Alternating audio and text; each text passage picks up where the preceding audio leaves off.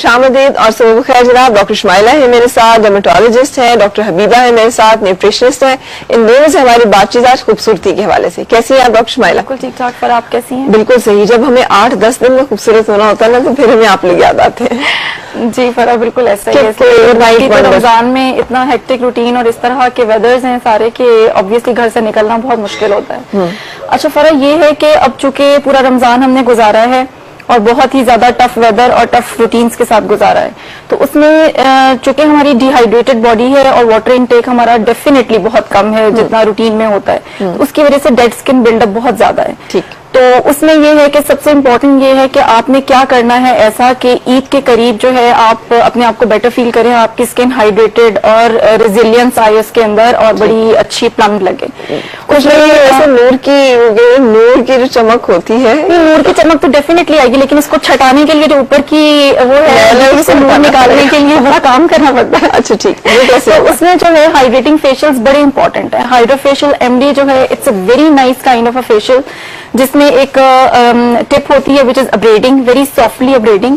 तो उससे जो है आप सीरम्स डालते हैं अंदर, according to the skin types डालेंगे। अगर कोई एक्नी प्रोन ऑयली स्किन है उस हिसाब से, एजिड स्किन है, ड्राई डिहाइड्रेटेड स्किन है तो उसके हिसाब से उसमें डर्मा बिल्डर्स भी डलते हैं जिसमें ग्रोथ फैक्टर्स और अगेन हेल्युरोनिक एसिड्स होता है। एक तो ये हो गया। इसके साथ Farah we have very advanced peels आ गए हैं, जैसे whitening peels, brightening peels, anti ageing peels, जिसमें डाउन टाइम नहीं है कोई। तो वो जो है आप ईद से 3-4 दिन पहले भी ले सकते हैं। तो वो जिस जो हमें टारगेट एरिया है या जो टारगेट किया है जिस भी हमें चीज को, तो वो उस पर इफेक्ट करेगा, लेकिन आपको बहुत ज्यादा जो है स्क्रैब्स में एक्सफोलिएशन फील नहीं होगी। ठीक है।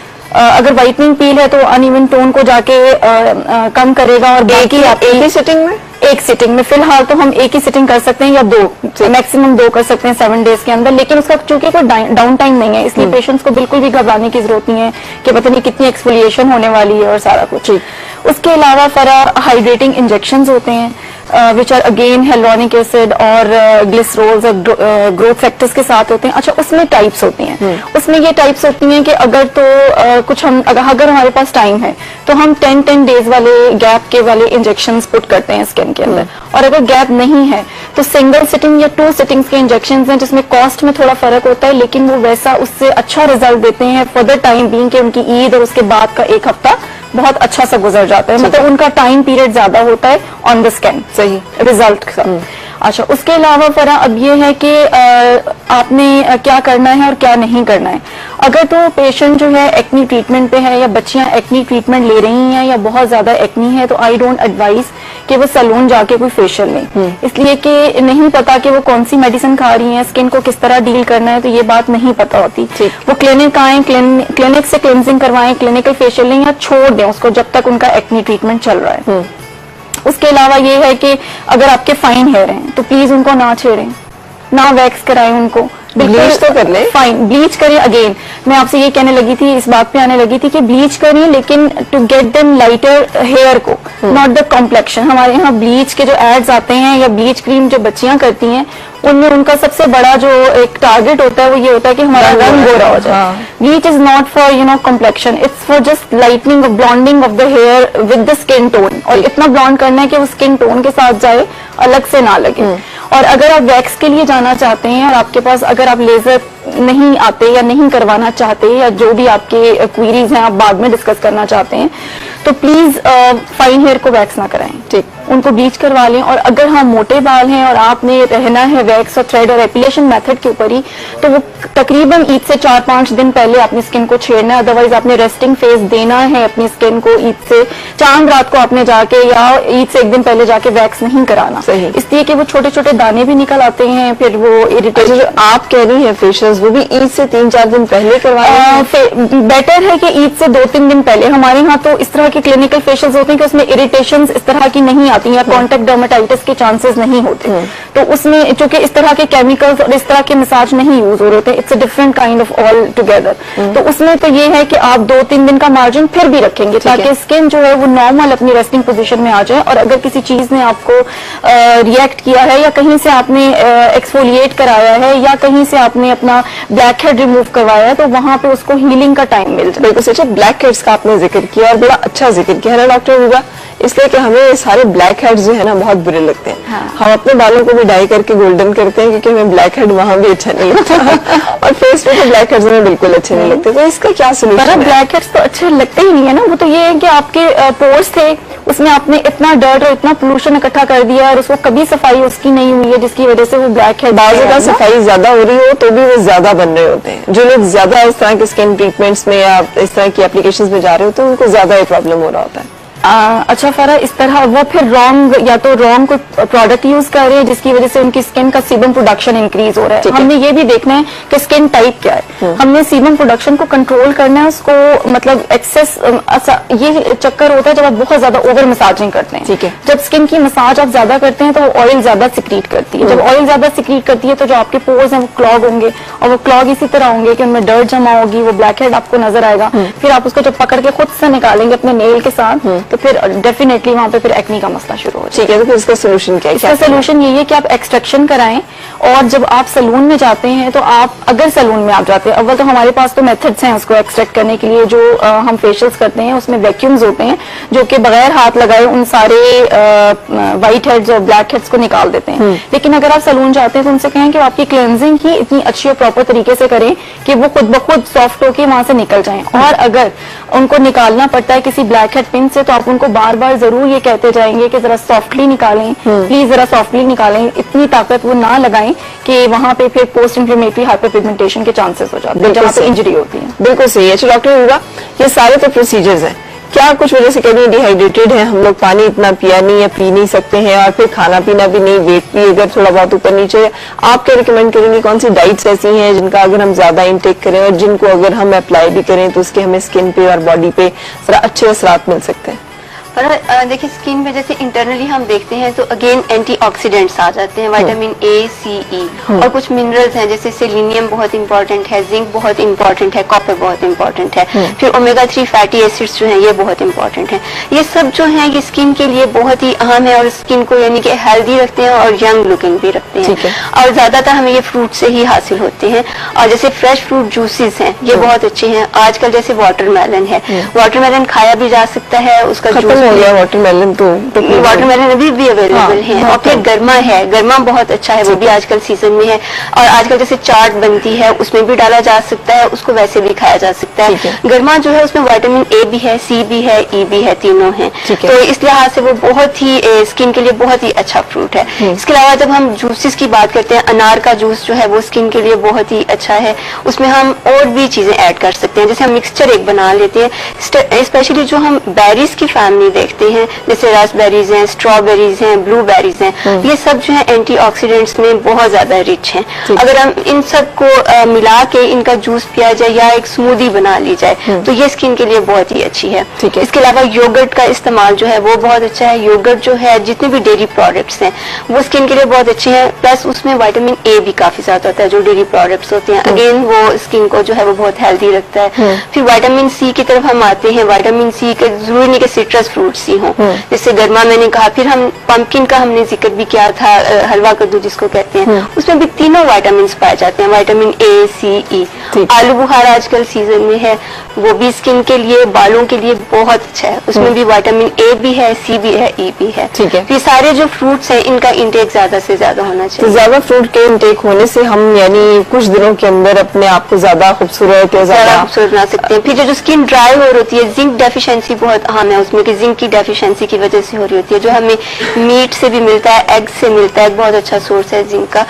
स्पेशली जो एग योक है वो हमें अपनी डाइट में जो है वो जरूर रखना चाहिए। फिर जो ओमेगा 3 फैटी एसिड्स है तो फिश बहुत ही अच्छा सोर्स है। जो लोग फिश का या सी फूड का इस्तेमाल ज्यादा करते हैं हम देखते हैं उनकी स्किन पे बहुत अच्छी ग्लो होती है। उसकी वजह यही है कि ओमेगा 3 फैटी एसिड्स उसमें होते हैं। फिर कॉपर वो बहुत अहम है। कॉपर जो है ये ब्लड भी बनाता है। जब ब्लड डेफिशिएंसी होती है तो स्किन कभी भी जो है वेल नोरिश्ड नहीं होगी, क्योंकि हम जितने भी न्यूट्रिएंट्स ले लें, अगर आयरन डेफिशिएंसी है या ब्लड प्रॉपर नहीं बन रहा है तो फिर जो है स्किन को जो न्यूट्रिएंट्स मिलेंगे नहीं प्रॉपर तरीके से। इसलिए कॉपर की डेफिशिएंसी नहीं होनी चाहिए, आयरन की डेफिशिएंसी नहीं होनी चाहिए। बनाना जो है, केले कॉपर का बहुत ही अच्छा सोर्स है, अंगूर बहुत अच्छा सोर्स है। और आयरन के बारे में हम जानते हैं पालक जो है वो बहुत ही अच्छा सोर्स है। फिर मीट जितना है, चाहे हम चिकन ले लें, बीफ ले लें, मटन ले लें, ये सब जो है आयरन का बहुत अच्छा सोर्स है। एप्पल बहुत अच्छा सोर्स है, अनार बहुत अच्छा सोर्स ठीक है, लेकिन जितनी क्वांटिटी में आजकल हम रमजान में खा रहे हैं और जिस स्केड्यूल में खा रहे हैं उसमें ये सारी चीजें हम कैसे मैनेज करें कि हमें इसके असरात अच्छे मिल सके? देखिए, जो हम फ्राइड चीजों की तरफ चले जाते हैं और जंक फूड खा रहे होते हैं उसको हम इन चीजों से रिप्लेस कर सकते हैं। और सबसे अच्छा तरीका ये कि हम थोड़ी थोड़ी क्वांटिटी में ये सब चीजें लेके उनकी एक चार्ट बनाएं, एक उसके अंदर थोड़े से हम नट्स भी डाल सकते अच्छा, हैं। लेकिन डॉक्टर आजकल जो लेटेस्ट रिसर्च आ रही है उसमें प्लेटर का कॉन्सेप्ट जो है इसको थोड़ा सा डिस्करेज किया गया है कि बहुत सारी छोटी छोटी क्वांटिटीज आप मुख्तलिफ चीजों की लेने के बजाय एक क्वांटिटी किसी एक चीज की लें और फिर दूसरे मील में आप दूसरी चीज की क्वांटिटी जो है वो लें। और इसमें मुझे जो था कि सुना तरीका भी यही है कि बजाय इसके क्या बहुत सारा थोड़ा थोड़ा मिक्स करके खाते रहे। आप बताएं कि इन दोनों में से कौन सी चीज ज्यादा बेहतर है? ये आपने अच्छा पॉइंट रेज किया, लेकिन जब हम फ्रूट्स की तरफ आते हैं तो फ्रूट्स को हम जितना मिक्स करते हैं, डिफरेंट वैरायटीज को यूज कर लेते हैं, वो उतना अच्छा है। उसकी वजह यह है कि हमें जो है वो एक सर्विंग जब हम लेते हैं तो उसमें हमें बहुत से विटामिन और मिनरल्स जो है वो मिल जाते हैं। तो फ्रूट्स के लिए हमेशा ये रेकमेंड किया जाता है कि हम उनको मिक्स कर लें। जैसे हमारे यहाँ फ्रूट चार्ट का कॉन्सेप्ट है, या हम डिफरेंट फ्रूट्स को मिला के उनके फ्रेश जूसेस का इस्तेमाल कर सकते हैं। तो वो जो है वो ज्यादा बेस्ट तरीका है। बिल्कुल ठीक है। अच्छा, कमिंग बैक, और कौन कौन सी ऐसी चीजें? और एक दो चीजें हैं फरा जो अवॉइड करनी है ईद से पहले। अगर आपकी किसी की आईज में बहुत पफीनेस आ रही है जो कि रमजान में बढ़ जाती है डिहाइड्रेशन की वजह से भी, तो उसमें उनको चाहिए कि अगर ईद से पहले वो चाहते हैं कि पफीनेस थोड़ी कंट्रोल हो जाए तो सॉल्ट का इंटेक अपना कम कर दें, नमक कम लें, सॉल्ट कम कर दें। और जिनको एक्नी, रिपीटेड एक्नी का मसला है, पहले नहीं रहा रमजान में, वो अपनी शुगर्स कम कर दें। ठीक है, शुगर्स चाहे वो मैंगो से ले रहे हैं, हाई इनटेक ऑफ शुगर जो है वो इन्फ्लेमेशन कॉज करता है और जो इन्फ्लेमेशन हैं उनको हील भी नहीं होने देता। सही। तो ये दो बातें हैं।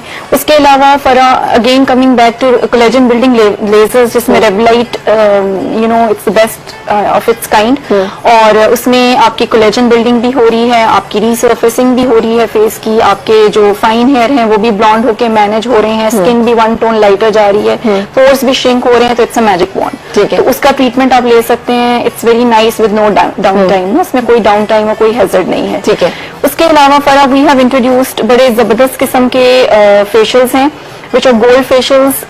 इट्स काइंड, उसको कहते हैं बोटॉक्स फेशियल। तो उसमें ये है कि अगर आप नहीं लेना चाहते बोटॉक्स या अब तक नहीं ले पाए हैं and you have a shortage of time तो you go for that facial, तो वो तकरीबन आपके 2 to 3 वीक्स तक आपको उसमें आर्जिनिन है, एलेंटोइन है, इस तरह के फैक्टर्स मौजूद हैं, ग्रोथ फैक्टर्स हैं जो आपके फेशियल मस्कुलेचर को रिलैक्स करते हैं। ठीक है। तो you can come to the clinic और उसमें जो है अगर आप वो फेशियल ले लेंगे तो आपका फेशियल मस्कुलेचर रिलैक्स रहेगा, तो आपके 3-4 हफ्ते बड़े अच्छे गुजर जाते हैं। उसका फायदा बता देना कि वो लोग जिनको लगता है कि उनके फेस पे लाइंस पड़ रही हैं या बारीक, जो बोटॉक्स के ट्रीटमेंट ऑलरेडी भी लेते हैं और अभी टचअप नहीं कराना चाहते या अभी उनके पास टचअप का टाइम नहीं है, वो भी ले सकते हैं। या वो लोग जिनको लगता है कि फाइन लाइंस और रिंकल्स आ रहे हैं तो उसको हमने किस तरह फुलर इफेक्ट देना है, या हमारे एक्सप्रेशंस बहुत बन रहे हैं तो उसको एक फेशियल के जरिए कैसे ठीक किया जा सकता है, तो उसमें वो बड़ा हेल्पफुल है। और ड्राई स्किन के लिए इट्स अ प्लैटिनम फेशियल, तो उसमें स्टेम सेल्स, ग्रोथ फैक्टर्स हैं उसके अंदर, और इलेक्ट्रोपोरेशन के थ्रू उसके अंदर डाला जाता है बड़े अच्छे सीरम्स, तो that is very nice for dry dehydrated skin. ठीक है, तो उससे तो ज्यादातर रमजान में ड्राई डिहाइड्रेटेड नहीं, फरा जैसे यंग लड़कियों की ऑयली स्किन भी है तो उसके हिसाब से फिर देख के स्किन वो बताया जा सकता है कि वो क्या ऑप्ट कर सकते हैं चीज। बिल्कुल सही। डॉक्टर ने बालों का भी इशू साथ साथ ह्यूमिडिटी स्टार्ट हो गई है और बालों में बम सा फटना शुरू हो गया है ना मॉइस्चर की वजह से। उसमें ये है कि फरा की अभी आने वाली है तो they can go for the protein treatments ले सकते हैं। उसके अलावा घर में भी egg yolk, yogurt and vitamin E के कैप्सूल्स को ब्लेंड करके बड़ा अच्छा सा एक मिक्सचर बन जाता है थिक सा, जिसको आप 20-30 मिनट्स पहले बालों पे एज अ मास्क अप्लाई करेंगे और उसके बाद उनको वॉश करेंगे। ठीक है। उसके अलावा बनाना एंड अगेन विटामिन ई के कैप्सूल और थोड़ा सा मिल्क लेके उसको भी ब्लेंड करके उसका भी एक थिक सा मिक्सचर बन जाता है, उसको बालों में अप्लाई कर सकते हैं। ये वो लोग कर सकते हैं जिनके बाल डाई की वजह से डाई फ्रेज आ रहा है या ड्राई हुए में डाई की वजह से। It's very nice. और अगर आपको कुछ नहीं मिलता और बिल्कुल टाइम नहीं है then just apply simple mayonnaise. ठीक, simple mayonnaise, it's full of rich of egg and कुछ नहीं कर सकते, बॉटल में मिलती है जी बिल्कुल बॉटल में मिलती हैं, लेकिन कोई फ्लेवर नहीं होगा उसमें। गार्लिक मायो नहीं लगाएंगे या चिकन स्प्रेड नहीं लगाएंगे, प्लेन मायोनीज आप बालों में लगा लेंगे वॉश करने से 30 मिनट पहले, तो it will again soften your hair और उसमें वॉल्यूम्स आएगा। ठीक है, बिल्कुल सही। आप भी बालों के लिए कुछ रिकमेंड करेंगे खाने के थ्रू जिससे कि हम हासिल कर सके नेचुरल एक बाउंस एंड नेचुरल थोड़ा सा? देखिए फरा, एक तो ये कि उसमें जैसे कोलेजन बहुत इंपॉर्टेंट है, या कैराटिन जिसको हम कहते हैं, कैराटिन जो है ये बहुत ज्यादा इंपॉर्टेंट है। फिर बालों की सेहत के लिए जो जिंक है ये बहुत ज्यादा इंपॉर्टेंट है। अगेन जो है जिंक जो है वो हमें एग जो है, जैसे भी जिक्र किया, एग अंडा इतनी गर्मी में कौन, मेरे नहीं हाल कोई भी खाता होगा। मैं तो खा सकते हैं, अंडा जो है गर्मी में भी खा सकते हैं। अच्छा, किस तरह शहरी में खा लेती हूँ जैसे। अच्छा, बिल्कुल सही। अंडा और चाय। अंडा जो है इसका इस्तेमाल रखना चाहिए, बिकॉज ये देखिए कि ये बहुत अच्छा सोर्स है प्रोटीन्स का, और ये बालों के लिए भी बहुत अच्छा है, और तमाम जो वैसे भी जो हेल्थ है उसके लिए बहुत अच्छा पर है। ये गर्म नहीं होता, अंडा गर्म ये एनर्जेटिक जरूर होता है लेकिन प्लीज गर्म नहीं होता। अरे इससे प्यास बहुत लगती है। लेकिन अगर आप चाय ले रही हैं तो फिर तो प्यास नहीं लगेगी ना। सही। बॉईल करके ले सकते हैं, Boil बॉईल गर्मी है without oil, boil बोल अंडा लेना शुरू कर दें अब रमजान के आखिरी दिनों में, अगर आपने शुरू में अच्छा, नहीं इसके अलावा जो है कॉपर जो है ये भी बालों की सेहत के लिए बहुत अच्छा है। अच्छा, उससे क्या होता है कि जो प्री मेच्योर ग्रेइंग है, जब हम डाइट में उसका रिलेशन देखते हैं तो premature greying of hair जो है वो कॉपर से रिलेटेड है। अच्छा। और इसलिए कॉपर डेफिशिएंसी जो है उसको जरूर देखना चाहिए, वॉच करना चाहिए। जैसे मैंने जिक्र किया कि अंगूर बहुत अच्छा सोर्स है कॉपर का, और आम जो है, आम आजकल सीजन में आम में भी कॉपर काफी ज्यादा पाया जाता है, केले में कॉपर काफी ज्यादा पाया जाता है। थोड़ा सा मैं ऐड करूंगी, विटामिन B12 की डेफिशिएंसी भी प्रीमेच्योर ग्रेइंग ऑफ हेयर का कॉज होती है। बिल्कुल सही। सो विटामिन, जिनके बाल उम्र से पहले सफेद हो गए उनको तो डेफिनेटली कहीं ना कहीं न्यूट्रिशनल, अगर हेरिडिटी नहीं है तो कहीं ना कहीं न्यूट्रिशनल डेफिशिएंसी जरूर है, जरूर होगी, तो जिसमें जिसमें विटामिन B12 को देखें और कॉपर को देखें। अच्छा, फिर इनको सप्लीमेंट में ले लें अगर अदरवाइज हमें लगे कि हम बहुत ज्यादा मैनेज नहीं कर पा रहे हैं डाइट को। अगर डाइट के जरिए मैनेज नहीं हो रहा, और खासतौर पे जब डेफिशिएंसी हो ऑलरेडी, तो फिर सप्लीमेंट्स जो हैं वो ले लेने चाहिए, और बाद में लेकिन कोशिश करनी चाहिए कि ये नहीं कि तमाम उम्र जो है वो सप्लीमेंट्स पी रहे हैं, क्योंकि जो डाइट के जरिए जो इफेक्ट आते हैं वो ज्यादा अच्छे होते हैं। तो जब डेफिशिएंसी जो है वो सही हो जाए, उसके बाद जो है वो डाइट इतनी अच्छी रखें कि डेफिशिएंसी दोबारा नहीं हो। बिल्कुल ठीक है। और इस डाइट के अच्छे होने में कॉपर के सोर्स जो है, कॉपर कहाँ से मिल रहा था हमें? अंगूर से मिल रहा है, केले से मिल रहा है, आम में मिल रहा है। ठीक है। इसके अलावा जो आलू बुखारा है इसके अंदर भी पाया इसके जाता है। अलावा green vegetables ग्रीन में भी वेजिटेबल्स copper हैं, मिल रहा है। पालक बहुत अच्छा सोर्स है, पालक में भी है। बिल्कुल सही। अच्छा, ग्लो के लिए स्किन पे, जैसे आपकी स्किन पे ग्लो है, इसके लिए क्या करेंगे doctor? Thank you so much फरा। इसके लिए यही करेंगे फरा जो मैंने आपको बताया है कि एक तो आपने अपनी हाइड्रेशन का बड़ा अच्छा ख्याल रखना है, ठीक है। और रमजान में आपने अवॉइड करनी है तली हुई चीजें, थोड़ी सी आप ले लें, इसलिए कि दिल चाह रहा होता है। वो तो कहना जो हो नहीं सकता, मतलब डेफिनेटली मैं भी लेती हूँ, दिल चाह रहा होता है, लेकिन उसकी क्वांटिटी आप सेट कर सकते हैं ना, कि आपने कितने में सेटिस्फाई होना है, ये तो आपकी मर्जी है। ठीक है। उसकी योगर्ट की चीजें आप ले सकते हैं, बहुत अच्छी दही बड़े वगैरह उस तरह की, देर हेल्दी, चने ले सकते हैं। उसके अलावा फ्रूट्स जैसे डॉक्टर साहब ने कहा कि काफी अच्छे हैं। उसके अलावा फ्रूट जूसेस मैं इतने प्रेफर नहीं करूंगी, मैं फ्रूट ब्लेंड्स या उसकी स्मूदीज प्रेफर करती हूँ कि उसका फाइबर उसके अंदर ही रहे, इसलिए कि फ्रूट जूस भी जब आप लेते हैं तो वो 30 to 60% उसका वाटर एब्जॉर्ब होता है, बाकी वो नहीं होता। ठीक है। अच्छा, उसके अलावा ये फरा अगेन ट्रीटमेंट्स, रेजिलियंस के लिए, ग्लो के लिए there are lot of treatments. ठीक, तो अगर आप आते हैं डॉक्टर के पास तो फौरन आपको ईद से पहले के लिए ग्लो चाहिए होता है, तो वो भी 1 to 2 सिटिंग्स में हो जाता है। बिल्कुल सही, बिल्कुल सही। थैंक यू सो मच, आप दोनों हमारे साथ रही और दोनों ने अपनी एक्सपर्टीज जो है वो शेयर की। हम एक ब्रेक के लिए रुकने के बाद आपको लेके चलेंगे किचन में, जहाँ पे आज हमारे शेफ ताज जो है वो आपको नॉर्वेजियन सैल्मन जो है वो बनाना बता रहे हैं। मुझे यकीन आप इस रेसिपी को, जो कि अभी हम डिस्कस कर रहे थे कि ये चीजें सारी खुराक में होनी चाहिए, बनाकर एंजॉय कर सकेंगे इस फ्लेवर को। ब्रेक के बाद मुलाकात।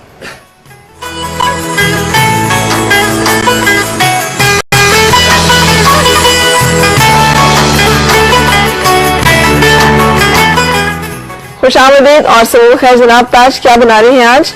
Norwegian salmon. Norwegian salmon, fresh salmon with herbs and mango salad. बिल्कुल सही। इसको हम नॉर्वेजियन सैल्मन भी कह सकते हैं या पिंक सैल्मन भी कह सकते हैं। बिल्कुल ठीक है। सबसे पहले हम इसको मैरिनेट करेंगे। मुझे पता है वो जो नेशनल ज्योग्राफी की डॉक्यूमेंट्रीज आती है ना, जी, उसमें वो दिखाते हैं एक फेज जिसमें कि बियर जो है ना, जो रीच होते हैं, जी, तो जी। बड़ा ढेर सारी नॉर्वेजियन सैल्मन खा रहे होते हैं। बिल्कुल, मुझे उनके बड़ा ही रश्क आता है, इसलिए यहाँ पे तो हमें बहुत महंगी मिलती है। बहुत महंगे मिलती है क्योंकि इम्पोर्टेड है ये दुबई ऑस्ट्रेलिया से। तो व्हाइट सैल्मन भी अगर हम बनाना चाहें तो वो भी इसी रेसिपी से बन जाएगी। इसी रेसिपी से सेम बन सकता है, या इसको हम अगर पैन फ्राइड की बजाय ग्रिल सैल्मन भी बना सकते हैं। ठीक है। बेक भी कम हम कर सकते हैं, ओवन में बेक सैल्मन भी बना सकते लेकिन हैं। चंद मछलियां जो न्यूट्रिशनल वैल्यू में बहुत अच्छी हैं, उनमें से एक जो है one of the best Norwegian salmon. Norwegian salmon जी।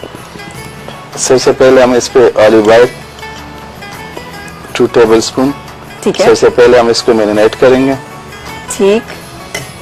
हल्का सा जैसे यहाँ पाकिस्तान में टच दे देते दरा मिर्च का, वरना नहीं देना होगा। वरना ब्लैक पेपर आप डाल दीजिएगा। ठीक है, व्हाइट पेपर काफी है अगर आप बहुत चस्कुरे नहीं है। व्हाइट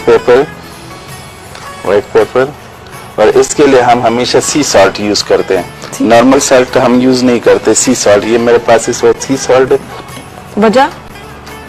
सी सॉल्ट इसका टेस्ट बहुत जबरदस्त बनता है सी सॉल्ट के साथ, और सी सॉल्ट मोटा होता है बनिस्बत ये नॉर्मल सॉल्ट के, तो इस वजह से हम समुद्री नमक के नाम से हर जगह से मिल जाएगा। जी जी, ये मिलता है मार्केट में, अवेलेबल है हर जगह पे। ठीक है, तो आपके सामने हमने थोड़ा सा ऑलिव ऑयल जिसमें हमने दड़ा मिर्च डाली, आप माने तो इसको मिट करके आप इसमें काली मिर्च डाल सकते हैं। हमने व्हाइट पेपर डाली, साथ समुद्री नमक जो है वो डाला थोड़ा सा, और उसको अब हम करने लगे हैं क्या पैन सीयर करेंगे? जी, पैन सीरेट हम करेंगे। ठीक है, ऑलिव ऑयल पैन सीयर, ये नॉन स्टिक पैन है हमारे पास, इसमें हम ऑलिव ऑयल डाल देंगे। ठीक है, 3 टेबलस्पून। ठीक है, ना होने के बराबर, बिल्कुल इतना कि जो मछली के नीचे एक हल्की सी कोटिंग दे दें। जी बिल्कुल, और उसमें आप इसको रख देंगे फ्राई करने के लिए। जी, अभी हल्का सा ये वार्म हो जाए, फिर उसके बाद हम इसको उस पर ट्रांसफर कर दें। बिल्कुल ठीक है। घर में उम्मन इस तरह की रेसिपीज बनाने से हम लोग अवॉइड करते हैं। हम रेस्टोरेंट वगैरह में जाए तो फिर हम इस तरह की रेसिपीज हैं उन्हें ट्राई करना बेहतर समझते हैं। जी बिल्कुल। घर में बनाते हुए किस चीज का ख्याल रखना चाहिए? क्या क्या मिस्टेक्स हैं जिसकी वजह से ये रेसिपीज घर में हमें लगता है कि नहीं बनेंगी? एक तो इसके सालमन का प्रॉपर टेम्परेचर का ख्याल रखना चाहिए। ठीक, क्योंकि ये प्रॉपर टेम्परेचर पे होना चाहिए। सी फूड जितना भी हो वो प्रॉपर टेम्परेचर पे होना चाहिए। ठीक। क्योंकि उसका टेम्परेचर अप डाउन हो गया तो सी फूड खराब हो गया। हाँ। सी फूड खराब हो गया तो उससे फूड पॉइजन फौरन हो सकता है। बहुत ज्यादा हो सकती है। और इसके साथ बाजू का सी फूड लेते हुए जैसे झींगा आप ले रहे हैं जी, या प्रॉन ले रहे हैं, कुछ ऐसा ले रहे हैं, विटामिन सी का इंटेक उसके साथ नहीं होना चाहिए। बिल्कुल, क्योंकि बाजू का विटामिन सी जो है वो सी फूड के साथ नहीं अच्छी तरह से जाता। और कुछ फूड्स जो है वो कुछ फूड्स के एब्जॉर्प्शन में हेल्प करती हैं, कुछ फूड्स के एब्जॉर्प्शन को रोक देती हैं, तो उसके अच्छे फायदे होते हैं, हमें वो भी नहीं मिलते। तो जब हम विटामिन सी जूस या ड्रिंक किसी भी सूरत में ले लेते हैं साथ सी फूड के, तो फिर उससे हमें उसके जो फायदे हैं वो नहीं उस तरह से मिलते हैं। तो ये कॉम्बिनेशन जो है ना, ये नहीं होना चाहिए। जी बिल्कुल। ये सालमन हमने रख दिया, इसका स्किन साइड सबसे पहले हमने नीचे रख दिया। स्किन साइड्स को पका के फिर हम उसको अप डाउन कर देंगे। ठीक है, दूसरी साइड पकाने के बाद हम उधर इसको चूल्हे पे रख देंगे और उसके बाद हम अपना सॉस तैयार कर देंगे। बिल्कुल ठीक है। तो इसको हम इधर करते नहीं, हैं। अभी तो मैडम इसको थोड़ा सा कलर है। ठीक है, तो इसको हम इधर करते हैं। कलर तो आपकी नजर के बगैर भी आता जी, रहेगा। जी, कलर। बिल्कुल सही है। तो फिर इधर हम ये बनाते हैं इधर हम ताकि आपने जो सॉस बनाना है वो साथ साथ बनती रहे। जी, अब क्या होगा? सॉस के लिए हम बटर डाल लेंगे। ठीक है, सॉल्टेड बटर है हमारे पास। सही।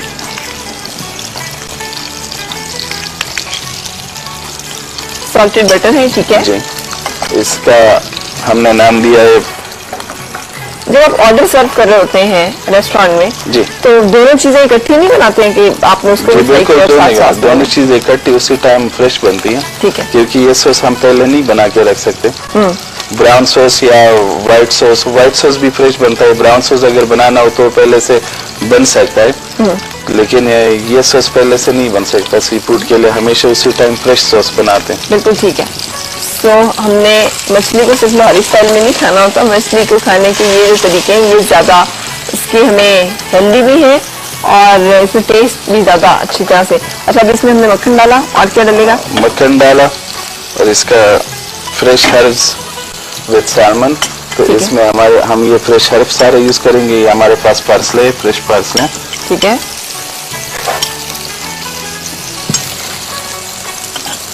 इसके बाद ये हमारे पास लीक, फ्रेश लीक्स। ठीक है।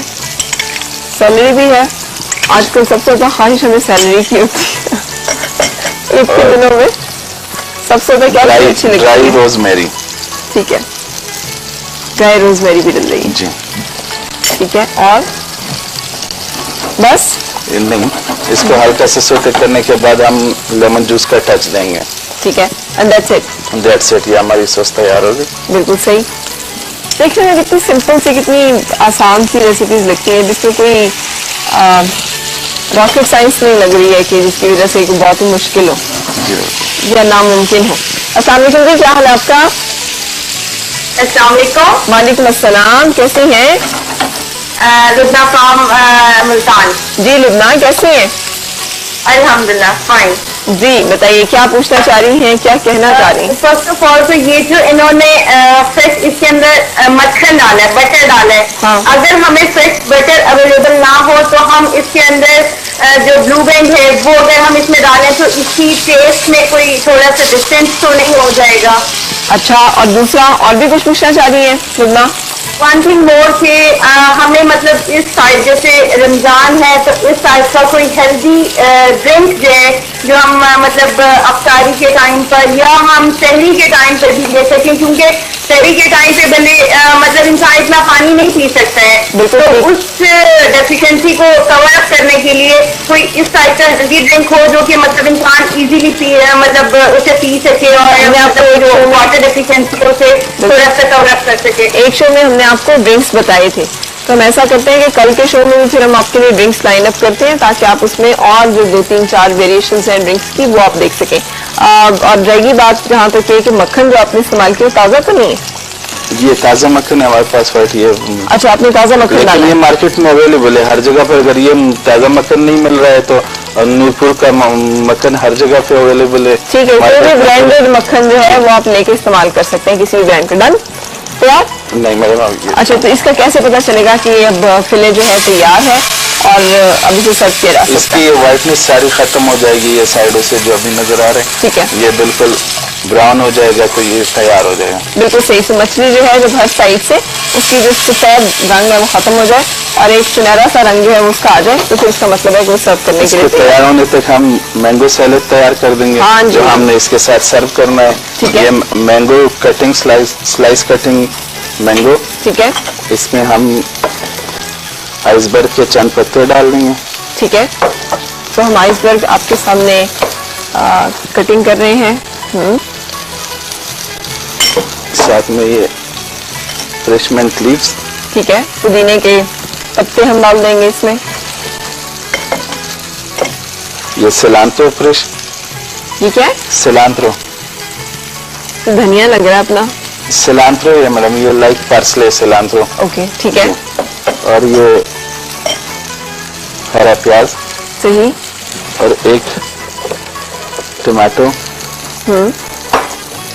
एक टमाटर जिसको कि हम काट के आपके सामने और उसके छोटे छोटे चंक्स जो हैं तो हमने इसमें छोटे छोटे हमने बड़े बड़े चंक्स ही डाल दिए। ये वेजिस टोमेटो वेजिस डाल दिए। ठीक है, और ये हमने एक सैलेड इसके साथ तैयार कर जी, लिया मैडम, ये है आपके सामने।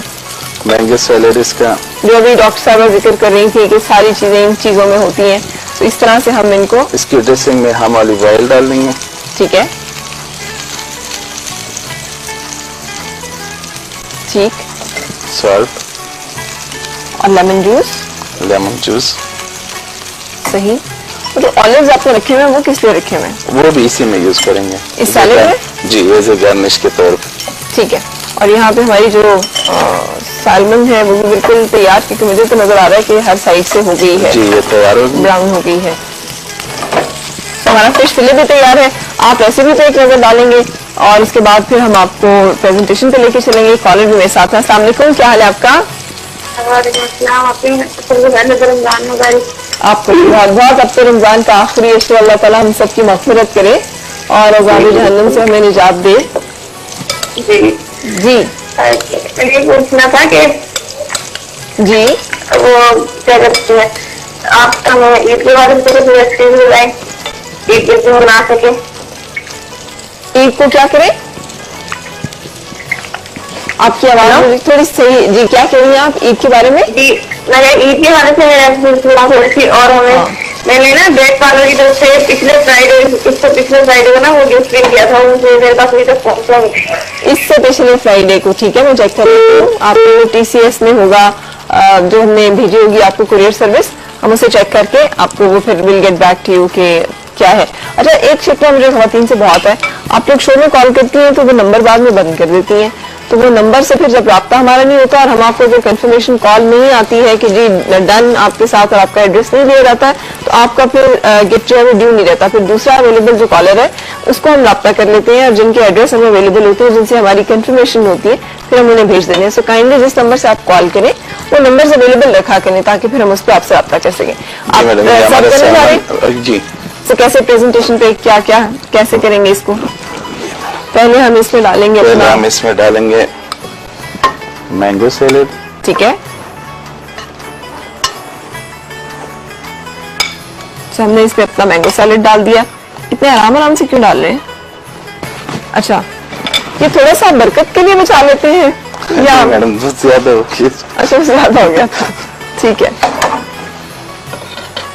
ये आराम आराम से इसलिए डाले ताकि इसकी प्रेजेंटेशन खराब ना हो। ठीक, तो हमने इसके ऊपर ये अपना फिनिश सेट किया जी। और इसके ऊपर हम अपनी सॉस डालने जा रहे हैं। हर्ब सॉस जो है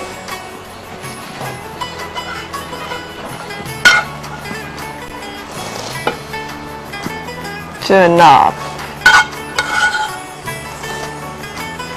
तो हमारी आज की बड़ी हेल्दी सी और बड़ी डिलाइटफुल सी एनर्जेटिक सी रेसिपी जो है वो तैयार। अब आप एक नजर रेसिपी कार्ड पे डाल लें और उसके बाद आप देख सकेंगे हमारी ये जो प्रेजेंटेशन है इसको। और ये फ्रेश